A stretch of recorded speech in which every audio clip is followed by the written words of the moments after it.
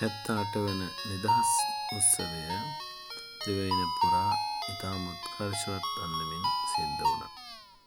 මේ නිදහස අපි සමරන්නේ දීර්ඝ ඉතිහාසයකට උරුමකම් කියන අපේ රටේ ඉංග්‍රීසි, පෘතුගීසි, ලන්දේසි කියන විජාතික බලවේග මගින් යටපත් කරලා තිබිච්ච අවධියක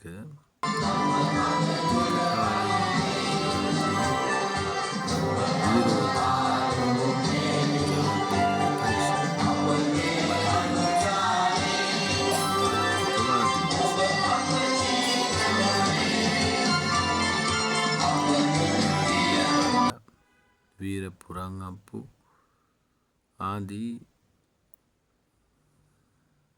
මුතුන් මිත්තන් මේ නිදහස් අරගලයේදී විශාල කැපකිරීමක් සිද්ධ කළ බව අපි ඉතිහාසය දන්නවා.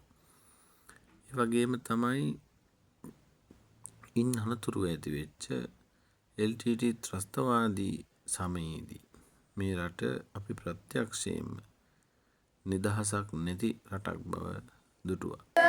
ඉතින් එය නැවත යථාර්ථයට පත් කරන්න 2009 18 වෙනිදා LTT ත්‍රස්තවාදය පරාජය කිරීමත් සමග ශ්‍රී ලංකාවට මේ සිංහ ධජය යටතේ ශ්‍රී ලාංකික පුරවැසියන් හැටියට හැමදෙනාටම සතුටින් නිදහසේ මේ රටේ ජීවත් වීමේ නිදහස, අයිතිය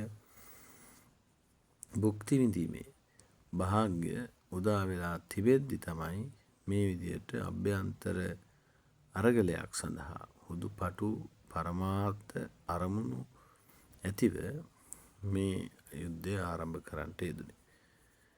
නමුත් එය දේශපාලනික වශයෙන්, රාජතාන්ත්‍රික වශයෙන්, ප්‍රජාවකේ මානසික වශයෙන් පරාජය කරලා යථා තත්ත්වයට ගන්න රජය මගින් එදා පටන් විශාල කාර්යභාරයක් ඉෂ්ට සිද්ධ කළා.